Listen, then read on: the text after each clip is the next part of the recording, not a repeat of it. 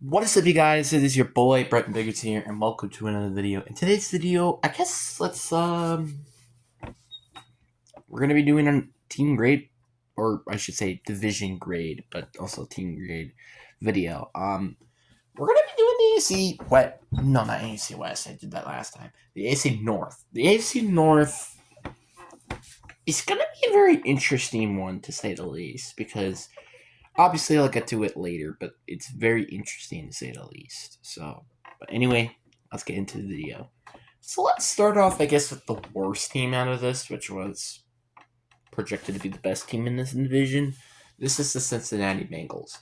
The Bengals, it wasn't really their fault that they had this bad of a season. I mean, really, Joe Burrow being hurt, like, what, 40 maybe percent of the season was not helping matters.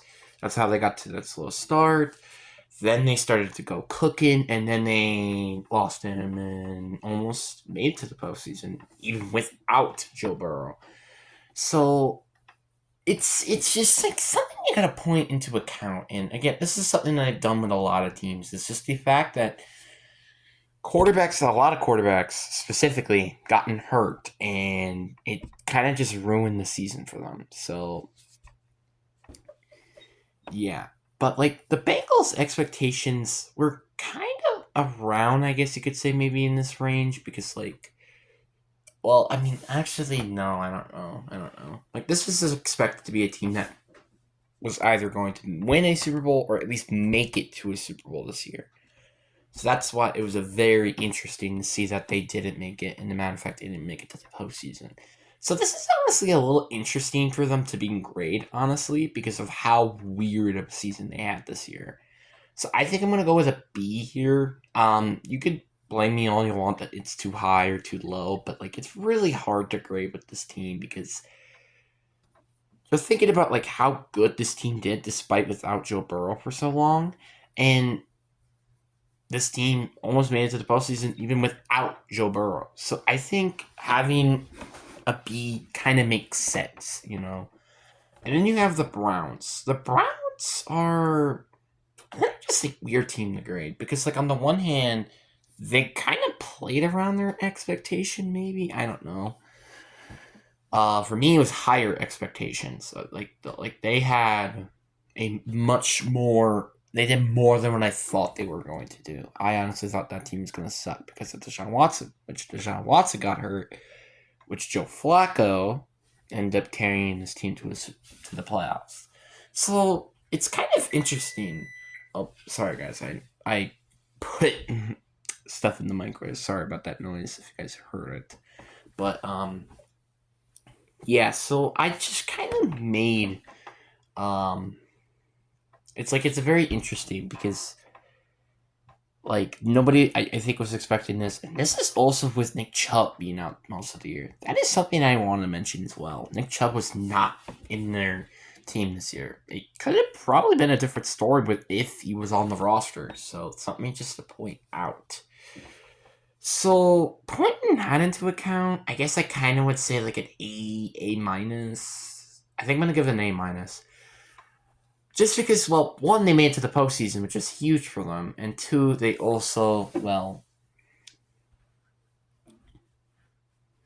and two, doing it without Nick Chubb is also a very key thing with that as well.